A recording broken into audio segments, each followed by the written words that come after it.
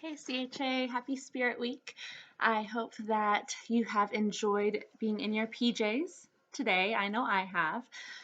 We are going to be starting something new today, and I'm going to be reading along with several other teachers and staff members at Chapel Hill Academy. Will be reading a chapter of Harry Potter and the Sorcerer's Stone each day for you guys. I know that we've been reading several picture books each day, along with some different lessons and different um, YouTube videos that we've been posting.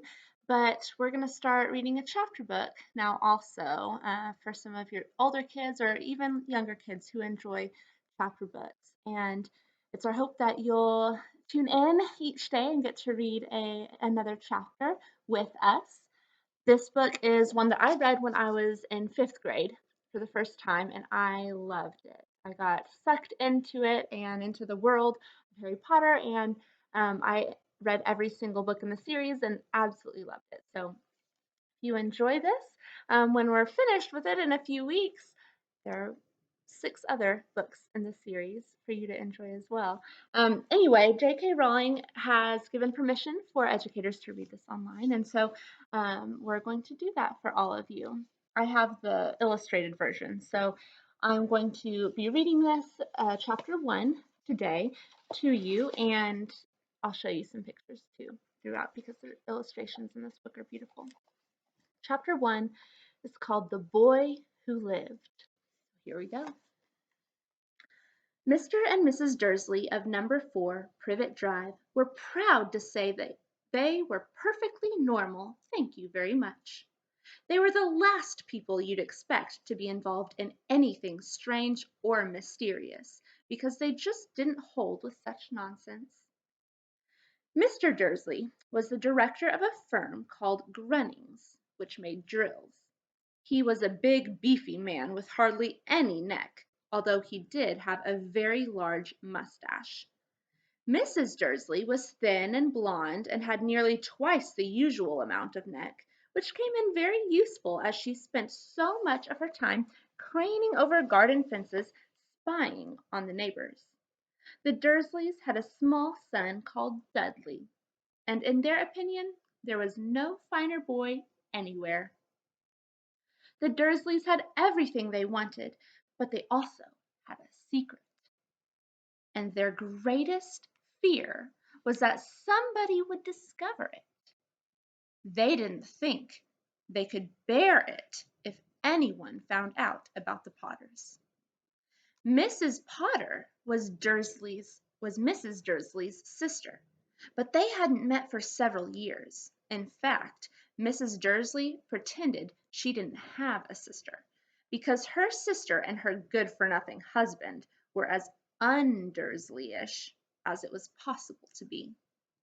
The Dursleys shuddered to think what the neighbors would say if the Potters arrived in the street. The Dursleys knew that the Potters had a small son too, but they had never seen him.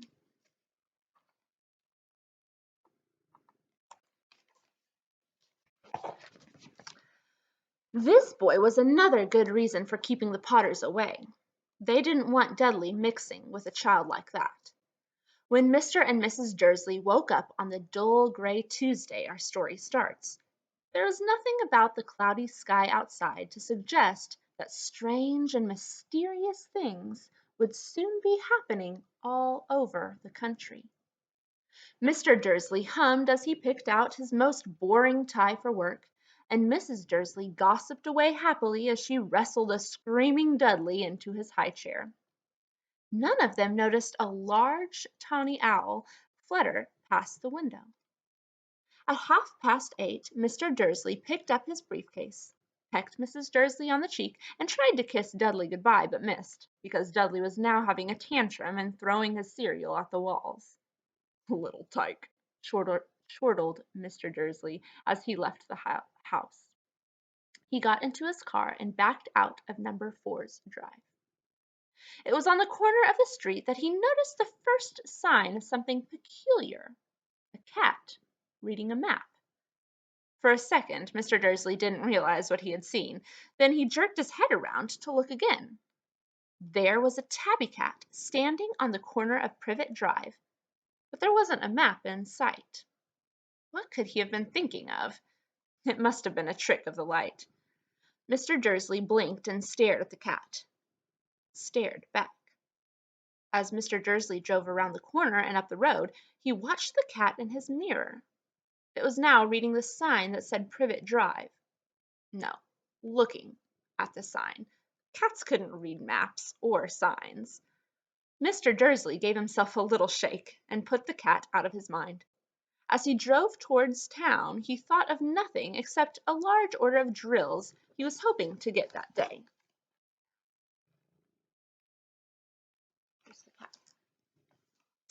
But on the edge of town, drills were driven out of his mind by something else. As he sat in the usual morning traffic jam, he couldn't help noticing that there seemed to be a lot of strangely dressed people about.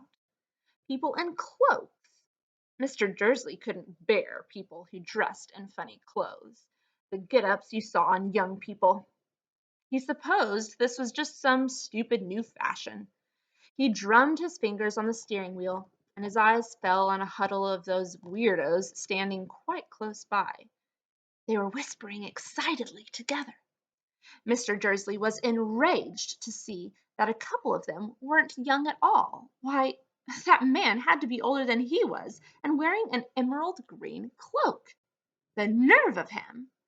But then it struck Mr. Dursley that this was probably some silly stunt. These people were obviously collecting for something. Yes, that would be it. The traffic moved on, and a few minutes later, Mr. Dursley arrived in the Grunnings car park, his mind back on the drills. Mr. Dursley always sat with his back to the window in his office on the 9th floor. If he hadn't, he might have found it harder to concentrate on drills that morning. He didn't see the owls swooping past in broad daylight, though people down in the street did. They pointed and gazed open-mouthed as owl after owl sped overhead. Most of them had never seen an owl, even at nighttime. Mr. Dursley, however, had a perfectly normal owl-free morning. He yelled at 5 different people. He made several important telephone calls and shouted a bit more. He was in a very good mood until lunchtime, when he thought he'd stretch his legs and walk across the road to buy himself a bun from the baker's opposite. He'd forgotten all about the people in cloaks until he passed a group of them next to the baker's. He eyed them angrily as he passed. He didn't know why, but they made him uneasy. This lot were whispering excitedly too, and he couldn't see a single collecting tin. It was on his way back past them, clutching a large doughnut in a bag, that he caught a few words of what they were saying. The Potters, that's right, that's what I heard. Yes, their son Harry. Mr. Dursley stopped dead. Fear flooded him. He looked back at the whisperers as if he wanted to say something to them, but thought better of it. He dashed back across the road, hurried up to his office, snapped at his secretary not to disturb him, seized his telephone, and had almost finished dialing his home number when he changed his mind. He put the receiver back down and stroked his mustache, thinking, no, he was being dumb. Potter wasn't such an unusual name. He was sure there were lots of people called Potter who had a son called Harry. Come to think of it, he wasn't even sure his nephew was called Harry. He'd never even seen the boy. It might have been Harvey or Harold. There was no point in worrying Mrs. Dursley. She always got so upset at any mention of her sister. He didn't blame her. If he'd had a sister like that. But all the same, those people in cloaks. He found it a lot harder to concentrate on the drills that afternoon, and when he left the building at 5 o'clock, he was still so worried that he walked straight into someone just outside the door. Sorry, he grunted, as the tiny old man stumbled and almost fell. It was a few seconds before Mr. Dursley realized that the man was wearing a violet cloak. He didn't seem at all upset at being almost knocked to the ground. On the contrary, his face split into a wide smile, and he said in a squeaky voice that made passers-by stare, "Don't be sorry, my dear sir, for nothing could upset me today. Rejoice, for you know who has gone at last. Even muggles like yourself should be celebrating this happy, happy day." And the old man hugged Mr. Dursley around the middle and walked off. Mr. Dursley stood rooted to the spot. He had been hugged by a complete stranger. He also thought he had been called a muggle, whatever that was. He was rattled. He hurried to his car and set off home, hoping he was imagining things, which he had never hoped before, because he didn't approve of imagination. As he pulled into the driveway at number 4, the first thing he saw, and it didn't improve his mood, was the tabby cat he'd spotted that morning. It was now sitting on his garden wall. He was sure it was the same one. It had the same markings around its eyes. "Shoo!" said Mr. Dursley loudly. The cat didn't move. It just gave him a stern look. Was this normal cat behavior? Mr. Dursley wondered. Trying to pull himself together, he let himself into the house. He was still determined not to mention anything to his wife. Mrs. Dursley had had a nice, normal day. She told him over dinner all about Mrs. Next Door's problems with her daughter and how Dudley had learned a new word, shunt. Mr. Dursley tried to act normal. When Dudley had been put to bed, he went into the living room in time to catch the last report on the evening news. "And finally, bird watchers everywhere have been reporting that the nation's owls have been behaving very unusually today. Although owls normally hunt at night and are hardly ever seen in the daylight, there have been hundreds of sightings of these birds flying in every direction since sunrise. Experts are unable to explain why the owls have suddenly changed their sleeping pattern." The newsreader allowed himself to grin. "Most mysterious. And now over to Jim McGuffin with the weather. Going to be any more showers of owls tonight, Jim?" "Well, Ted," said the weatherman, "I don't know about that, but it's not only the owls that have been acting oddly today. Viewers as far apart as Kent, Yorkshire, and Dundee have been phoning in to tell me that instead of the rain I promised yesterday, they've had a downpour of shooting stars. Perhaps people have been celebrating bonfire night early. It's not until next week, folks, but I can promise a wet night tonight."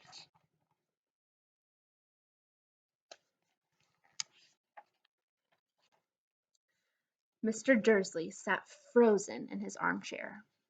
Shooting stars all over Britain, owls flying by daylight, mysterious people in cloaks all over the place, and a whisper about the Potters. Mrs. Dursley came into the living room carrying 2 cups of tea. It was no good. He'd have to say something to her. He cleared his throat nervously. Petunia, dear, you haven't heard from your sister lately, have you?" As he had expected, Mrs. Dursley looked shocked and angry. After all, they normally pretended she didn't have a sister. "No," she said sharply. "Why?" "Funny stuff on the news," Mr. Dursley mumbled. "Owls, shooting stars, and there were a lot of funny-looking people in town today." "So?" snapped Mrs. Dursley. "Well, I just thought maybe it was something to do with, her lot." Mrs. Dursley sipped her tea through pursed lips. Mr. Dursley wondered whether he dared tell her he heard the name Potter. He decided he didn't dare.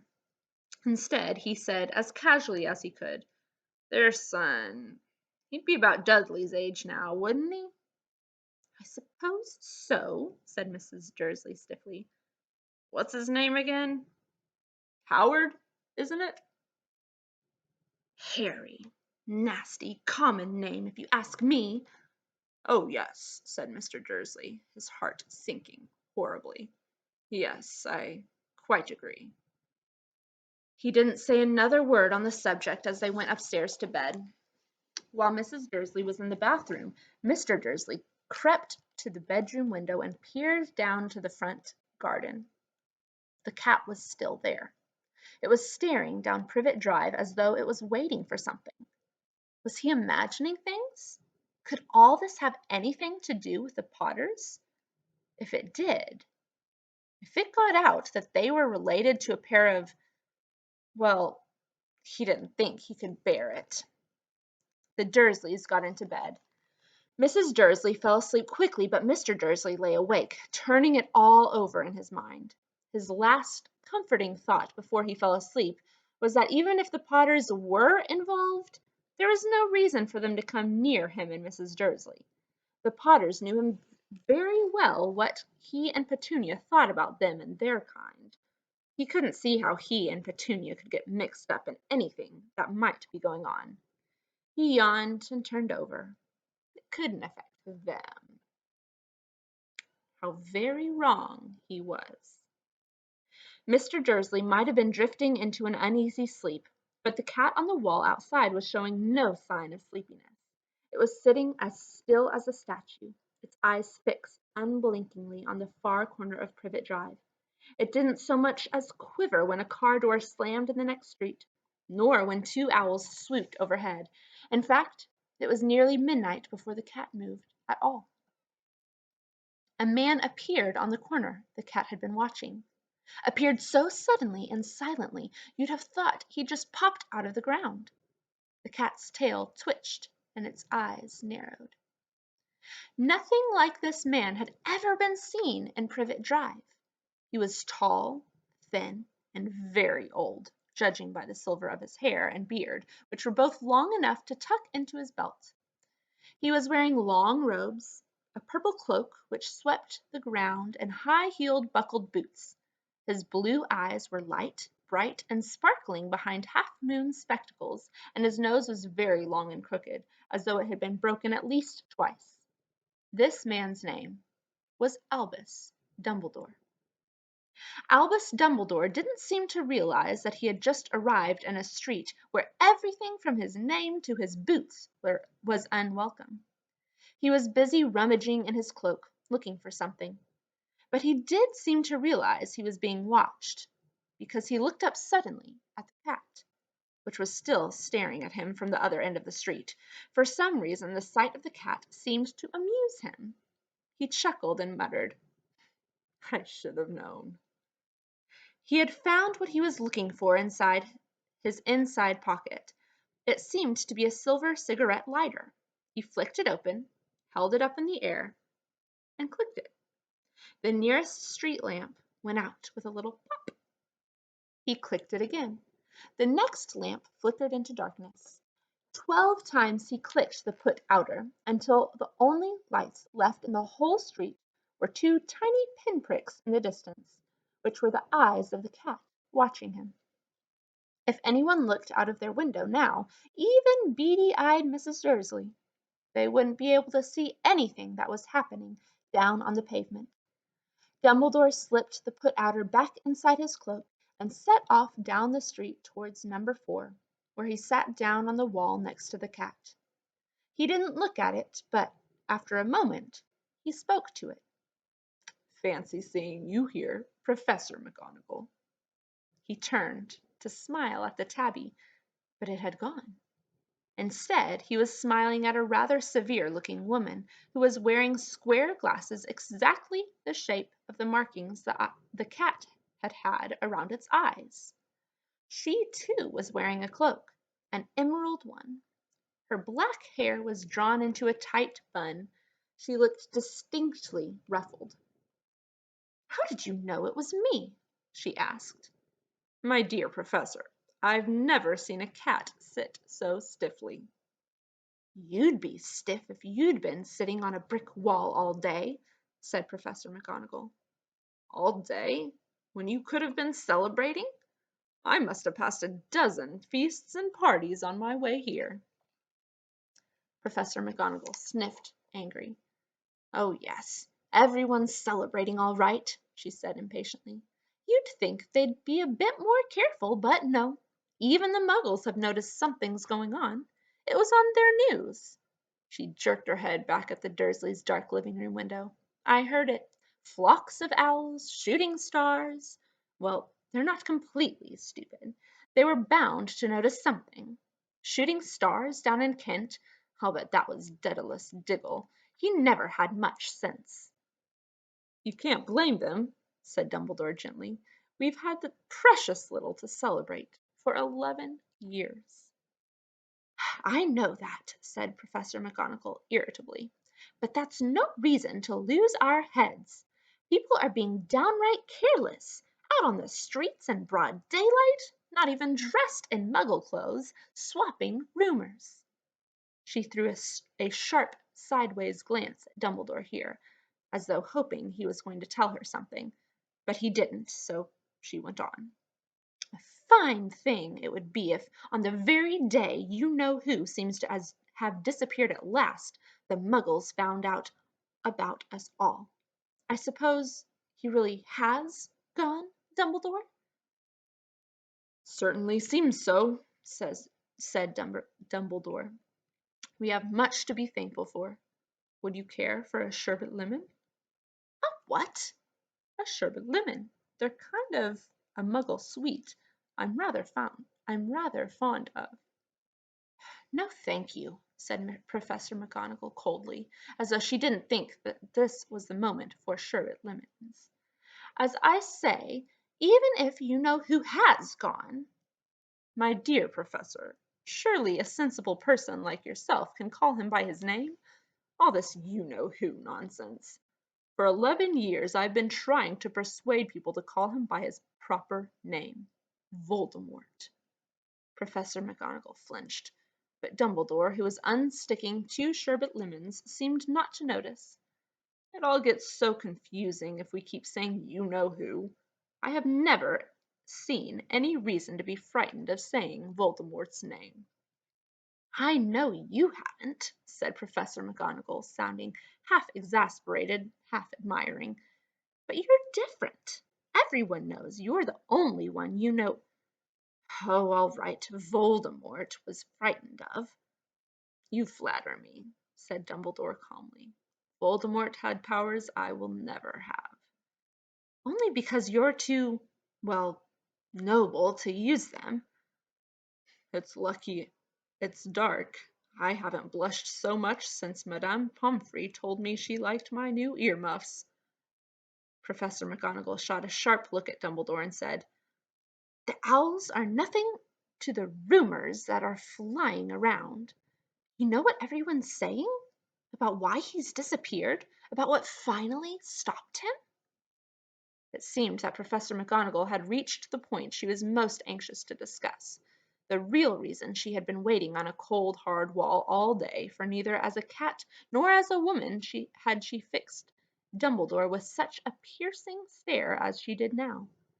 It was plain that whatever everyone was saying, she was not going to believe it until Dumbledore told her it was true.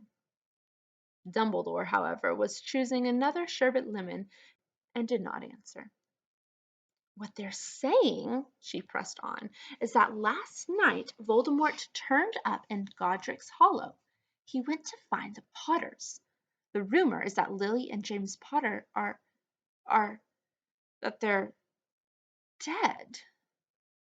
Dumbledore bowed his head. Professor McGonagall gasped. "Lily and James! I can't believe it. I didn't want to believe it. Oh, Albus." Dumbledore reached out and patted her on the shoulder. I know, he said heavily. Professor McGonagall's voice trembled as she went on. "That's not all. They're saying he tried to kill the Potter's son, Harry, but he couldn't. He couldn't kill that little boy. No one knows why or how, but they're saying that when he couldn't kill Harry Potter, Voldemort's power somehow broke, and that's why he's gone." Dumbledore nodded glumly. It's true?" faltered Professor McGonagall. "After all he's done, all the people he's killed, he couldn't kill a little boy? It's just astounding, of all the things to stop him. But how in the name of heaven did Harry survive? We can only guess, said Dumbledore. We may never know. Professor McGonagall pulled out a lace handkerchief and dabbed at her eyes beneath her spectacles. Dumbledore gave a great sniff as he took a golden watch from his pocket and examined it. It was a very odd watch. It had 12 hands, but no numbers. Instead, little planets were moving around its edge. It must have made sense to Dumbledore, though, because he put it back in his pocket and said, Hagrid's late. I suppose it was he who told you I'd be here, by the way. Yes, said Professor McGonagall. And I don't suppose you're going to tell me why you're here, of all places? I've come to bring Harry to his aunt and uncle. They're the only family he has left now. You don't mean, you can't mean the people who live here? Cried Professor McGonagall, jumping to her feet and pointing at number 4. Dumbledore, you can't. I've been watching them all day. You couldn't find 2 people who are less like us. And they've got this son. I saw him kicking his mother all the way up the street, screaming for sweets. Harry Potter come and live here? It's the best place for him, said Dumbledore firmly. His aunt and uncle will be able to explain everything to him when he's older. I've written them a letter. A letter? Repeated Professor McGonagall faintly, sitting back down on the wall. Really, Dumbledore, you think you can explain all this in a letter? These people will never understand him. He'll be famous, a legend. I wouldn't be surprised if today was known as Harry Potter Day in future. There will be books written about Harry. Every child in our world will know his name. Exactly, said Dumbledore, looking very seriously over the top of his half-moon glasses. It would be enough to turn any boy's head. Famous before he can walk and talk. Famous for something he won't even remember. Can't you see how much better off he'll be growing up away from all that until he's ready to take it? Professor McGonagall opened her mouth, changed her mind, swallowed, and then said, Yes, yes, you're right, of course. But how is the boy getting here, Dumbledore? She eyed his cloak suddenly as though she thought he might be hiding Harry underneath it. Hagrid's bringing him. You think it wise to trust Hagrid with something as important as this? I would trust Hagrid with my life, said Dumbledore. I'm not saying his heart isn't in the right place, said Professor McGonagall grudgingly. But you can't pretend he's not careless. He does tend to... What was that? A low rumbling sound had broken the silence around them. It grew steadily louder as they looked up and down the street for some sign of a headlight. It swelled to a roar as they both looked up at the sky, and a huge motorbike fell out of the air and landed on the road in front of them. If the motorbike was huge, it was nothing to the man sitting astride it. He was almost twice as tall as a normal man and at least 5 times as wide. He looked simply too big to be allowed and so wild. Long tangles of bushy black hair and beard hid most of his face. He had hands the size of dustpan lids, and his feet in their leather boots were like baby dolphins. In his vast muscular arms he was holding a bundle of blankets. Hagrid, said Dumbledore, sounding relieved. At last! And where did you get that motorbike? Borrowed it, Professor Dumbledore, sir, said the giant, climbing carefully off the motorbike as he spoke. Young Sirius Black lent it to me. I've got him, sir. No problems, were there? No, sir. House was almost destroyed, but I got him out all right before the muggles started swarming around. He fell asleep as we was flying over Bristol.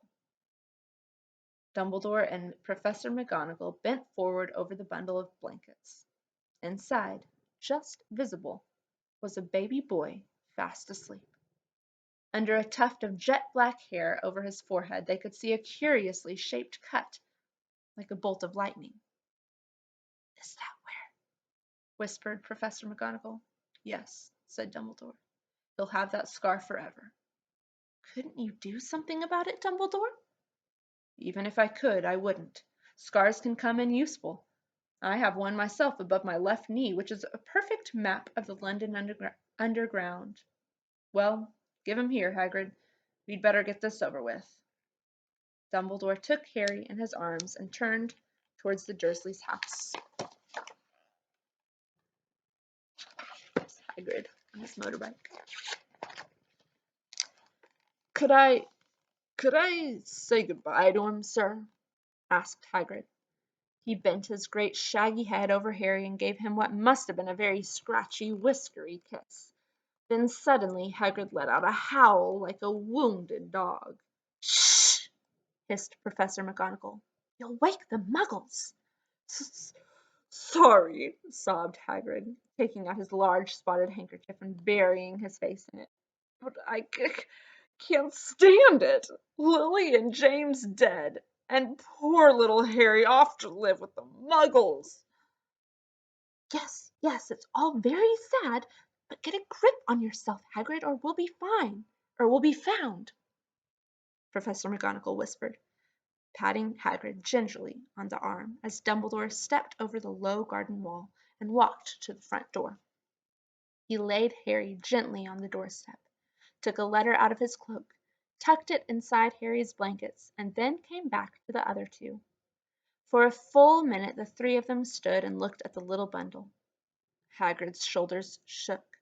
Professor McGonagall blinked furiously, and the twinkling light that usually shone from Dumbledore's eyes seemed to have gone out. "Well," said Dumbledore finally, "that's that. We've no business staying here. We may as well go and join the celebrations." "Yeah," said Hagrid in a very muffled voice. "I'd best get this bike away. Good night, Professor McGonagall. Professor Dumbledore, sir." Wiping his streaming eyes on his jacket sleeve, Hagrid swung himself onto the motorbike and kicked the engine into life. With a roar it rose into the air and off into the night.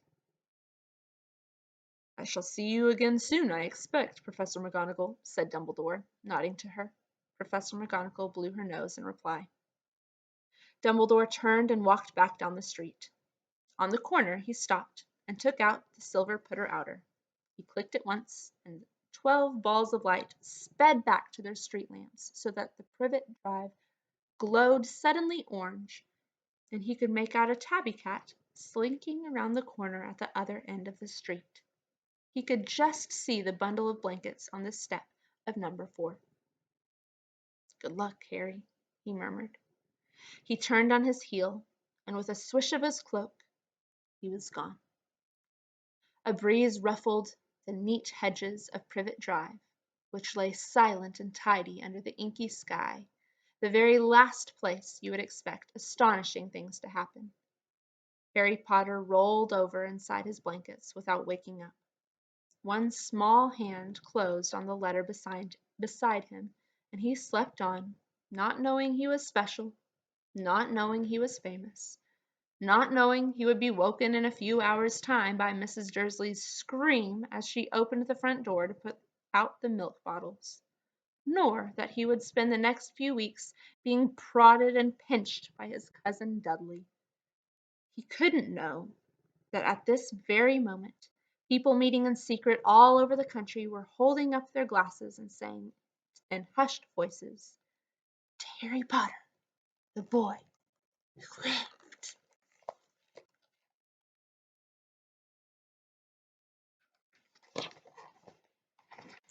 That's it for chapter 1. Stay tuned tomorrow for chapter 2. Bye, guys.